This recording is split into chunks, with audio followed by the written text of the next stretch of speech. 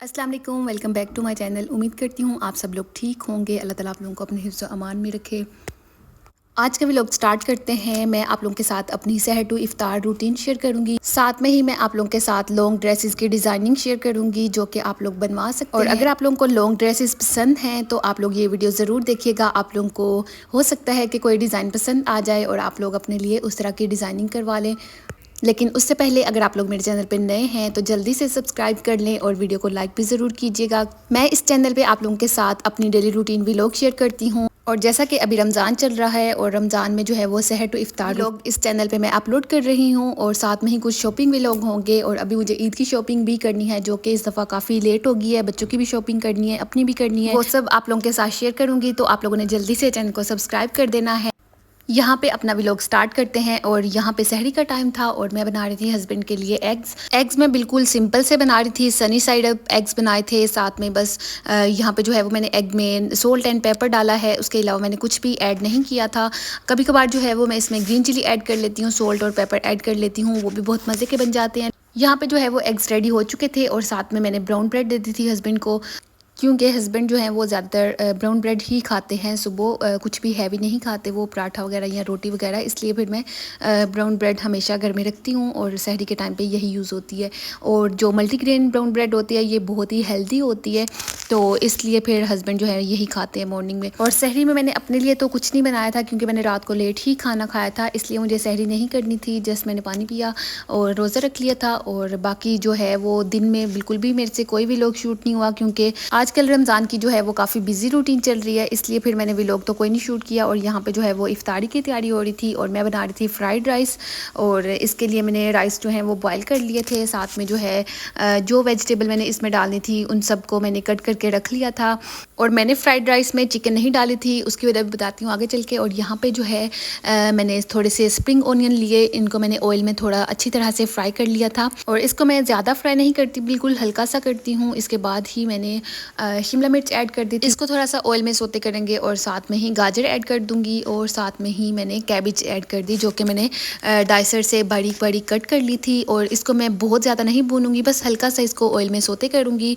और साथ में ही जो है मैंने सोल्ट डाल दिया था ताकि ये भी थोड़ा सा भुन जाए सब्जियों के साथ। और साथ में ही मैंने यहाँ पे 2.5 मैगी क्यूब ऐड कर दिए थे। और मैगी क्यूब को जो है वो मैं थोड़ा सा पीस लूँगी ताकि ये अच्छे से वेजिटेबल में घुल जाए। बाद में इसमें मैं ब्लैक पेपर ऐड कर दूंगी। और मैगी क्यूब को जो है वो मैं अच्छे से पीस लेती हूँ ताकि इसके अगर बड़े पीसेस रह जाएं तो वो बाद में चावलों में नज़र आते हैं। और दूसरा उनमें बहुत ही नमक होता है जब हम लोग खाते हैं, तो इसलिए फिर मैं मेक श्योर करती हूँ कि इनको अच्छी तरह से पीस लूँ। और एंड पे मैंने ब्लैक पेपर डाल दी थी, इसको मैं पहले नहीं डालती ताकि मेरी वेजिटेबल जो है वो ब्लैक ना हो जाएँ। और एंड पे जो है जब मैं बिल्कुल चावल डालने लगी थी तो उससे पहले मैंने ब्लैक पेपर ऐड की थी। और बाद में जो है वो मैंने इसमें चावल डाल दिए जो कि मैंने बॉयल करके रखे हुए थे। और एंड पे जो है मैं इसमें फ्राइड ऑनियन डालती हूँ और थोड़ी सी सोया सॉस डालती हूँ। और फ्राइड राइस में मैंने चिकन क्यों नहीं डाली थी क्योंकि ऑलरेडी इसके साथ जो है वो चिकन का सालन बन रहा था जो कि मेरी सिस्टर बना रही थी, जिठानी बना रही थी, तो इसलिए फिर मैंने इसमें चिकन नहीं डाली थी।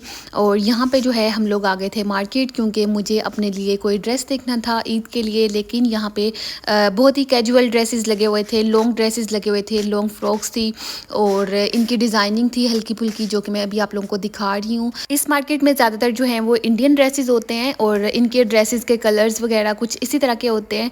और आप लोग इनकी डिज़ाइनिंग भी देख सकते हैं कि इनकी जो पेटी वगैरह होती है वो बहुत ही लॉन्ग होती है और जो घेर है उसमें हल्की सी चुनटे डाली हुई हैं। और ज़्यादातर ड्रेसेस जो हैं वो ऐसे ही हैं और इनके साथ आप लोग टाइट्स वेयर कर सकते हो और साथ में जो है वो कोई भी स्टोलर ले सकते हो। सो बस मैं अभी जो है वो ड्रेसेस देख तो रही थी लेकिन मुझे कुछ खास पसंद नहीं आ रहा था। और वैसे भी थोड़ी ऑफर्स भी चल रही थी बट ड्रेसेस जो हैं वो मुझे इतने ख़ास नहीं लग रहे थे। ऐसा नहीं था कि सब ड्रेसेस ऐसे ही थे, कुछ ड्रेसेस की डिज़ाइनिंग जो थी वो मज़े की भी थी लेकिन मुझे कोई ख़ास अच्छा नहीं लग रहा था, यहाँ पे मज़ा नहीं आ रहा था देख के।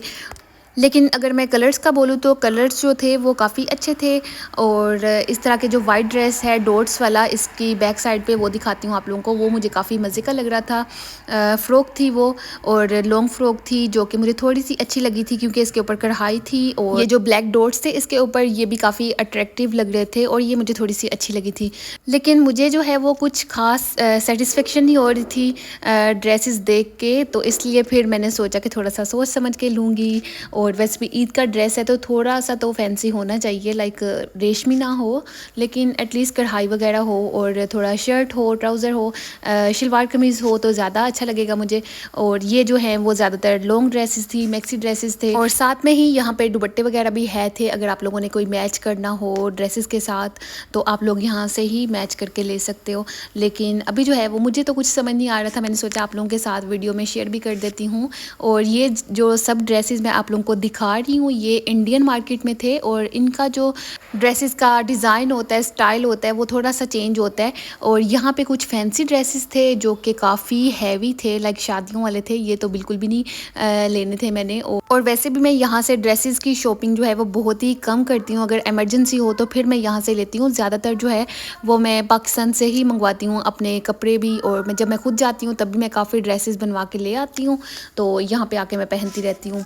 और लास्ट ईद पे जो है वो सिस्टर ने बनवा के भेजा था फैंसी ड्रेस, तो इस दफ़ा जो है वो मैं यहाँ से ही लूँगी। लेकिन अभी जो है मुझे काफ़ी ढूंढना पड़ेगा क्योंकि मैं काफ़ी लेट हो गई हूँ। अगर थोड़ा सा पहले अगर मुझे बनवाना होता तो मैं आई थिंक कपड़ा लेके तो वो सिलवा लेती, लेकिन अभी जो है वो मुझे रेडीमेड ही चाहिए कुछ। तो इंशाल्लाह देखते हैं, एक्सप्लोर करते हैं, मुझे कहीं से मिल जाएगा तो आप लोगों के साथ भी शेयर कर दूँगी। और यहाँ पे ये फ्रॉक्स मुझे थोड़ी अच्छी लग रही थी, इनके कलर्स, इनके प्रिंट मुझे काफ़ी अच्छे और ठंडे ठंडे लग रहे थे।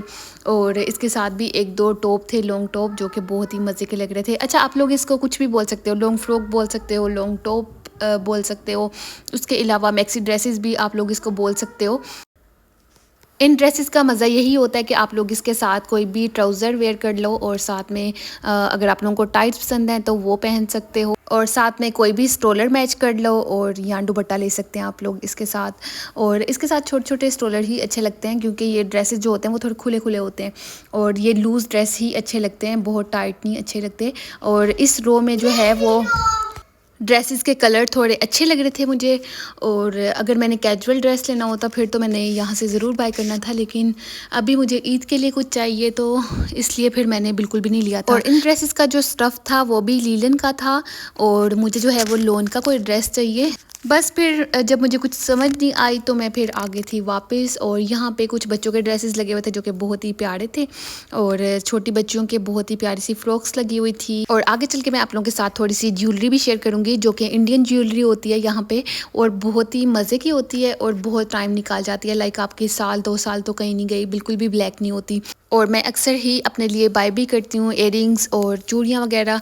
और यहाँ पे जो है छोटे बच्चों के ड्रेसेस लगे हुए थे, न्यू बॉर्न के, और बॉयज़ के ब्लू लगे हुए थे, गर्ल्स के पिंक लगे हुए थे, साथ में कुछ मिक्स कलर में लगे हुए थे, बच्चों के रम्पर थे, और कुछ फ्रॉक्स थी।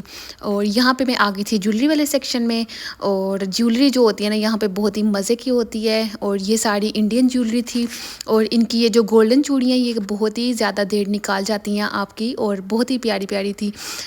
मैं शायद इस दफ़ा कोई बाय भी करूँगी, लेकिन फ़र्स्ट मैं अपना ड्रेस देखूँगी, उसके बाद जो है उसी हिसाब से मैं यहाँ से बाय। यहाँ पे ज्वेलरी के साथ साथ मैं आप लोगों के साथ कुछ हैंड्स बैग्स के डिज़ाइन भी शेयर करती हूँ जो कि बहुत ही मज़े के थे।